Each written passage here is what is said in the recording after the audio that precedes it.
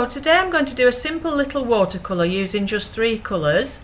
We're setting off by doing a little sketch, not too many lines, just to give us an idea of where the edges of the mountains are and the edge of the lake is.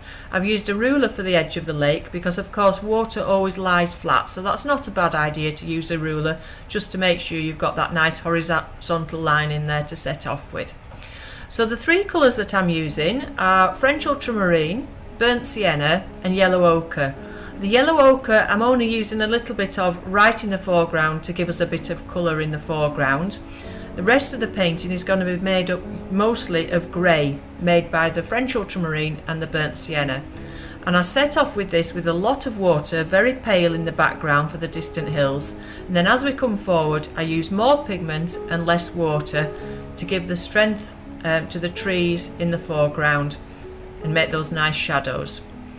Now the nice thing about these 2 colours is they do separate on the paper, so you'll end up with lots of little accidents where the colours have separated, and they will end up looking like some nice bits of trees, shadows, anything in the distance really. And the sienna gives a nice warmth to the painting, so although it's grey, that sienna sort of comes through and gives us a little bit of warmth, so that's why I've chosen those colours.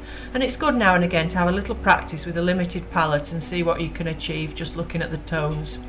Now the main thing about getting the mist in and the water in is to use the white of the paper and to use plenty of water. To get a watery feel, you really need to use plenty of water, and you'll see when we come to the foreground and do the lake that I use an awful lot of water in that. In some places in the background I've used a little too much water. That's mainly because I'm used to working with a much heavier paper. I usually work on a paper that's about 300 pounds in weight. This paper is 140 pounds in weight, and it's one that I bought for demonstrating and practicing on. So I have tended to use a little bit too much water because I'm used to working on a much more absorbent paper, and my brushes also hold quite a lot of water. But it gives us a general feel of that mist, and you'll see where I've left the white of the paper for the mist, and also where I've used a damp brush just to soften the edges off so that it all blends in nicely. So if you've any questions about the painting at all, just pop them in the comments below.